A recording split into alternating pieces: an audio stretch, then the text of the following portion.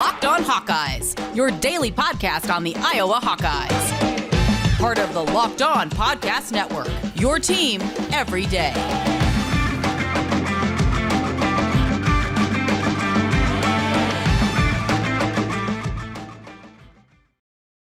Welcome back, Hawkeye Nation, to a Monday morning episode of the Locked On Hawkeyes podcast, your daily podcast covering your Iowa Hawkeyes on the Locked On Podcast Network. As always, I am your host, Andrew Wade, and I want to thank you all for making the Locked On Hawkeyes podcast your first listen every single day. You can find the Locked On Hawkeyes podcast for free wherever you get podcasts at, and also on YouTube by searching Locked On Hawkeyes. And we have a very busy episode today for you. A couple kind of quick things. Obviously, I'm not in my normal setup. I'm in a hotel room. I'm actually with my wife down on her work trip, so I'm hanging out in Tampa, working from the hotel and doing all my podcasting from the hotel as well. And I want to apologize for not getting you an episode Friday. Last week was just tough. It was a very busy week. We were seeing some friends and family on Friday. Just didn't get a chance to get to an episode. I didn't have a chance to watch the Iowa State game until Friday morning, so I wasn't able to really dive into that either. But on today's show, we're going to be diving into that a little bit towards the end. We're also going to talk about Tyler Goodson declaring for the NFL draft. What does it mean for the running back position at Iowa? And also, let's talk about recruiting. A lot of news and notes among the recruiting world that we have to talk about on today's show. And today's episode is brought to you by Sonos. Sonos is the official sponsor of ESPN College Football. Go to Sonos.com to learn more. So let's get into it. First off, Tyler Goodson declares for the NFL draft. Now, some might look at that and say, wow, I'm really shocked. Why is he going? He had such a bad season. What is happening? Couple things. Tyler Goodson is a very good football player. And it was not the season that he wanted to have, but he did finish on a high note. He had some very good runs. And while he did arguably have some of the worst runs we've seen from an Iowa running back in the sense of he's had more negative yardage runs than most of the running backs we've seen since Kirk Ferentz took over, Tyler Goodson did some pretty amazing things considering the fact that his offensive line was pretty terrible this year. The outside zone, which is a staple of Iowa football, just couldn't get going. The tackles couldn't hold off their block or their defenders. Tyler Goodson just didn't have a lot of lanes. With him going to the NFL, I think it opens up an interesting question for Iowa. Who goes next? Who starts next for Iowa? Who is going to be handling the duties in the Citrus Bowl? And also, what does this look like for next year as well? Because that could be a whole different story than what it looks like right now, or it could be exactly the same. But Tyler Goodson, let's kind of finish up with him real quick. For a running back, the shelf life is so short. Tyler Goodson has just over 600 carries as an Iowa running back. He has been basically the starter for the entire 3 years he's been in Iowa. That is a lot of carries. That's a lot of work for a running back. And you better believe people look at that from an NFL talent evaluation perspective and say, that's a lot of carries, a lot of wear and tear. Could there be something on the horizon from an injury perspective? Could he begin to slow down? There are not a lot of running backs who go past the age of 28 or an X amount of carries and are able to be effective. Adrian Peterson, to a degree. I mean, look at like Le'Veon Bell, dropped off the face of the earth. Shady McCoy dropped off the face of the earth. David Johnson is essentially dropped off the face of the earth. I mean, these guys, when you get up to that 28-year range for a football player, for a running back, there's just not a lot left there. So for Tyler Goodson, you want to get your money while you can. You were able to take advantage of name, image, likeness. Now you're able to take advantage of your skill set and hopefully make it in the NFL. And I do think he has a skill set that would be worthwhile to keep around on a roster. We didn't see him return any kicks, but that could be a possibility for him in the future. A third down running back, a guy who can get involved in more than just running the ball, I think is also an opportunity for him. We saw Brian Ferentz line him up out wide a couple times. We saw Brian Ferentz use Tyler Goodson as a wildcat back. There's a lot of opportunities for Tyler. I don't think it's necessarily as the predominant ball carrier, but I think it's the number 2 option in a 1-2 punch from a running back perspective that could make him pretty dangerous and pretty dynamic. What this comes down to for Tyler is, can he test well? He ultimately needs to test well. What we saw with Akram Wadley, most people want to point to Akram and say they're kind of the same player. They have some similarities, but Akram could not run a 40 fast. I believe it was like 4.5 low 4 or high 4.5s, low 4.6s.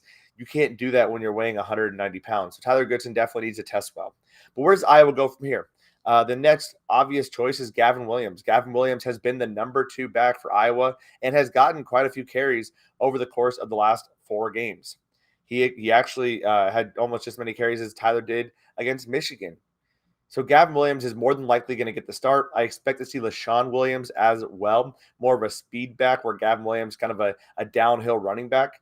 Ivory Kelly-Martin is a guy to watch out for. I don't expect him to be able to play much in this game. He's been dealing with injuries. But the whole reason why Ivory Kelly-Martin came back this year was because he expected Tyler Goodson to go to the NFL, and Ivory was going to get the starting job the following year. I got to be honest. I love Ivory and his story. I love the fact that Ivory has stuck around. But if you can't hold on to the football, I do not want to see you carrying the football for the Iowa Hawkeyes. Now, there's been some fluke plays, some fluke fumbles, but what I've seen from Gavin Williams gives me enough to say I think Gavin should be the starter. Ivory could be a backup, but I'm more interested to see what LeShon Williams does as that number 2 guy. And I expect to see both those Williams guys playing in the Citrus Bowl with Gavin starting, LeShon filling in. We might see a little bit of IKM, maybe 3 to 4 carries for Ivory Kelly-Martin. What's next, though? So next year, you would have to assume whoever starts in the Citrus Bowl this year should be the starter going into camp. We've seen that switch up as time kind of goes on. We saw it with Mekhi Sargent, Torin Young, and with Tyler Goodson. That all got kind of, and Ivory Kelly-Martin, that all got kind of switched around quite a bit. So we can expect that to change potentially with Iowa bringing in several big-time running backs next year. They have Caleb Johnson, Jasmine Patterson. They also have Devin Hilson. Don't forget about Devin Hilson, the athlete out of Des Moines North. I think it's North. It's either North or Hoover. I'll have to take a look at that. But Devin Hilson, a late commit in the class of 2021 to the Iowa Hawkeyes last year. He's a guy who has been working out at running back as well, a very motivated kid, very, very skilled athlete. Be on the lookout for him as well. Iowa has quite a few options at the running back position. And yes, it's unfortunate that Tyler Goodson is going, but with a struggling offensive line, I feel like some of these other guys potentially give Iowa a bit more of consistency, right? You may not have the home run threat, but you have a bit more consistency. You're not going to have the guy who spins out of 3 tacklers and gets a 5-yard gain, but you're going to have a guy who falls forward for 3 to 4 yards, which is something we were missing this past year without Mekhi Sargent. I think people are realizing just how valuable Mekhi Sargent was as a tag team duo with Tyler Goodson because of what Mekhi Sargent could do from a fall forward perspective. Get 3 yards, get that consistent yardage. Don't worry about having to make it a 15 or 20-yard play. Just get 3 to 4 yards. Mekhi Sargent understood the assignment. And with Adele Betts coaching these guys up, I expect to see improvement over the course of the next 3 weeks and also going into next year. So interesting times in Iowa Hawkeye community. We haven't heard of anyone else opting out to this point. I expect that we're not going to see other people opting out. We could see more people transferring, and we could see some people declaring early. All that stuff is going to be happening over the next month, and we will have you covered right here on the Locked On Hawkeyes podcast. As you know, if you heard me talk about this before, PrizePicks is amazing. If you haven't signed up now, what are you waiting for? In addition to college football action, PrizePicks makes college basketball more exciting. You can do some awesome stuff with Iowa football, Iowa basketball, combine them up. Here's how it works, though, if you haven't heard me have this pitch before. PrizePicks is a leader in college sports daily fantasy. They offer more college football and basketball props than anyone in the world, and they offer all the star players of the Power 5, as well as the mid-major players you might not have even heard of. And they offer any prop you can think of. For example, in basketball, you can play points, rebounds, assists, threes made, and more. So if you want to hit the Jordan Bohannon over threes, that is all for you to do. Here's how it works. Pick 2 to 5 players and over-under on their projections, and you can 10x any entry. It's just you versus the projected numbers. All of our users, all of our listeners right now actually can get a 100% instant deposit match up to $100 if you use the promo code LOCKEDON. So don't hesitate. Check out prizepicks.com and use the promo code LOCKEDON, or go to your app store and download the app today. PrizePicks is daily fantasy made easy. And thank you again for making the Locked On Hawkeyes podcast your first listen every single day. Make sure to check out the Ultimate College Football Preview 2021, local experts, betting advice, draft analysis. The most comprehensive college football playoff preview begins this Friday. So let's get into it. We talked about Tyler Goodson and the running back position kind of being, interesting at this point. What is happening from a recruiting perspective. As you all know, last week was a huge week in Iowa recruiting. Xavier did commit to the Iowa Hawkeyes, and that was a big win for the Hawks. A 5-star recruit in state without having any legacy ties commits to the Iowa Hawkeyes, and you better believe he has been on the recruiting trail this past week and going to Iowa for a visit and trying to get other guys to join the forces at Iowa. Before we get into the guys that we're looking to possibly see commit over the next day to 2 days, and we're going to have a lot of guys, especially with that early signing period coming up on Wednesday, I want to quickly point out that this was always going to be a smaller class. I saw some stuff on Twitter, people saying, well, this is great, we're getting a few guys, but this is a really small class. This isn't nearly as good as we thought it was going to be. This was never going to be a 25-person class. At least we don't know if it's going to be. Tyler Barnes even said as early as August that they were expecting to bring in 16 to 17, maybe max 18 guys. It's very fluid because they have such a small senior class.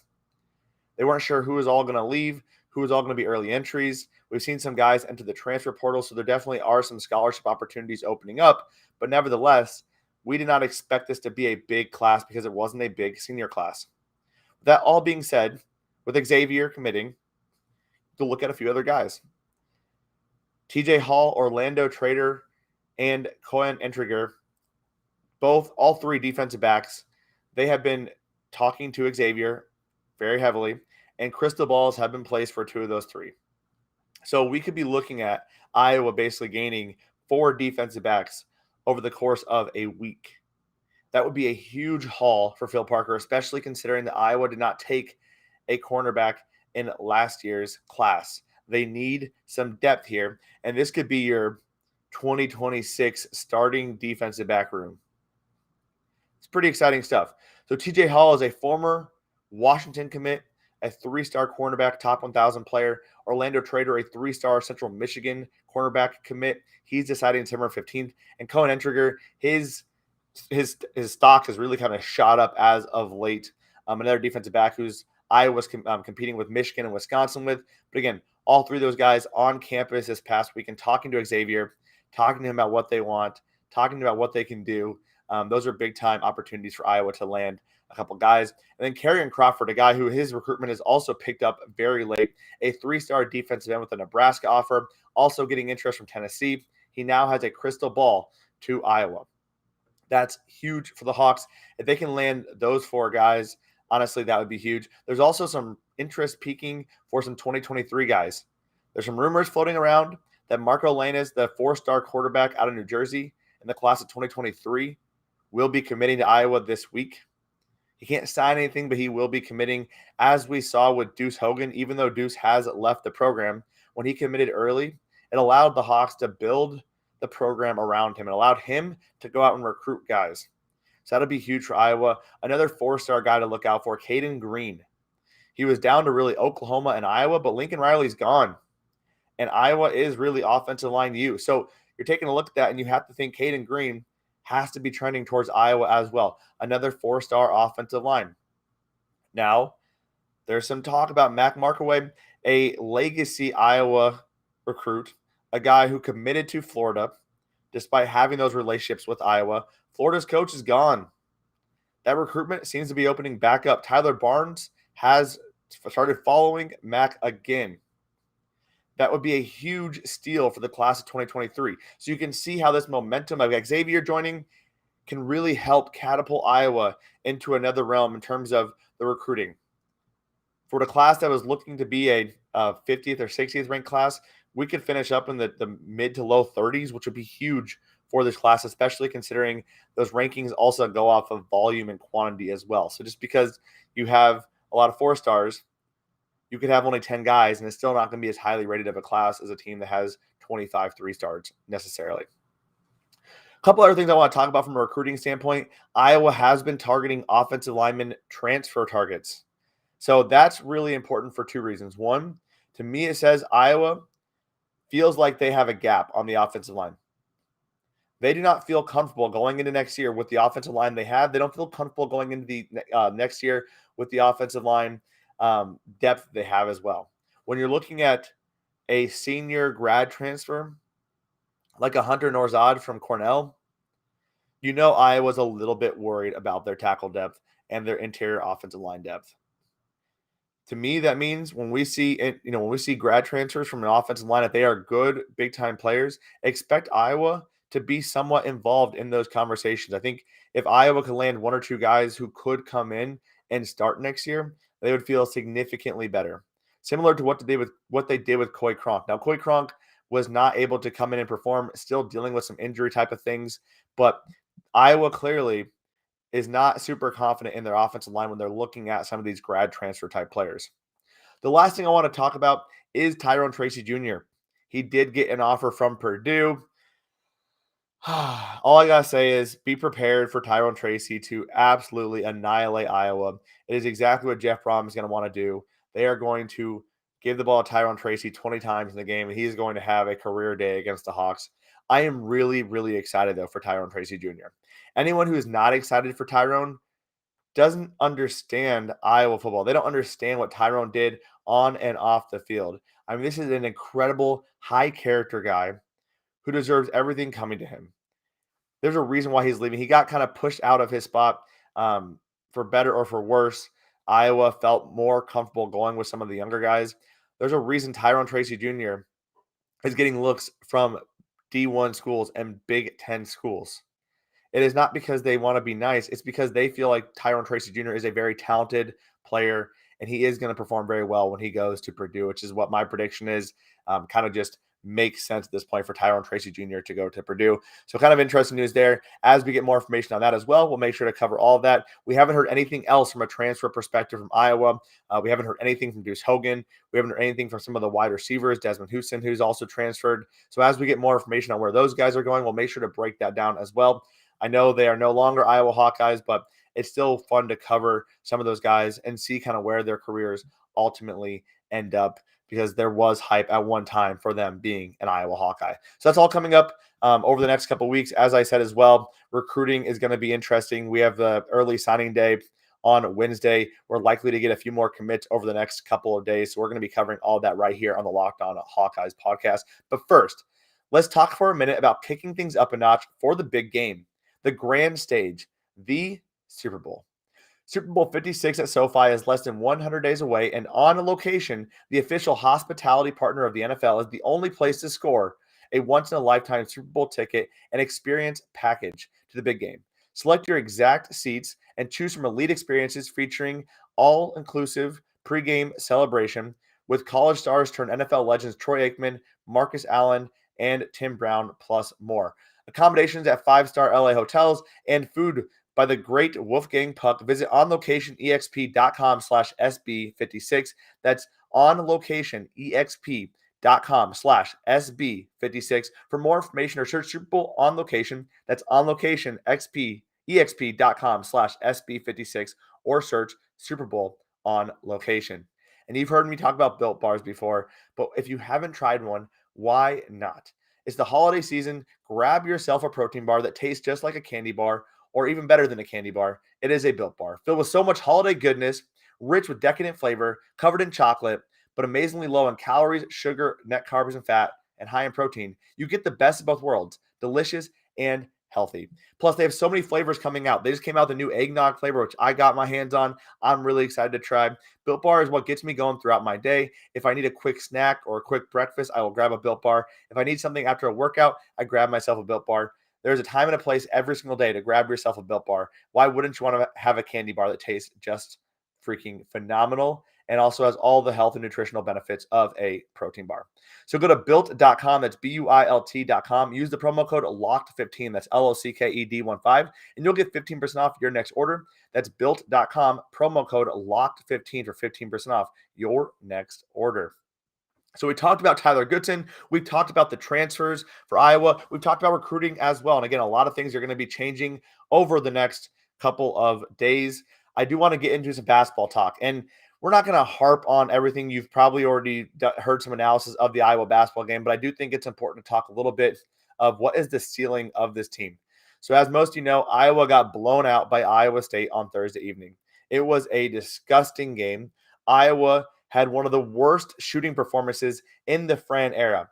27% from the field, 18.5% from three, and they got absolutely dominated on the glass again. 50 rebounds for Iowa State, 32 rebounds for Iowa, 21-15 offensive rebounds.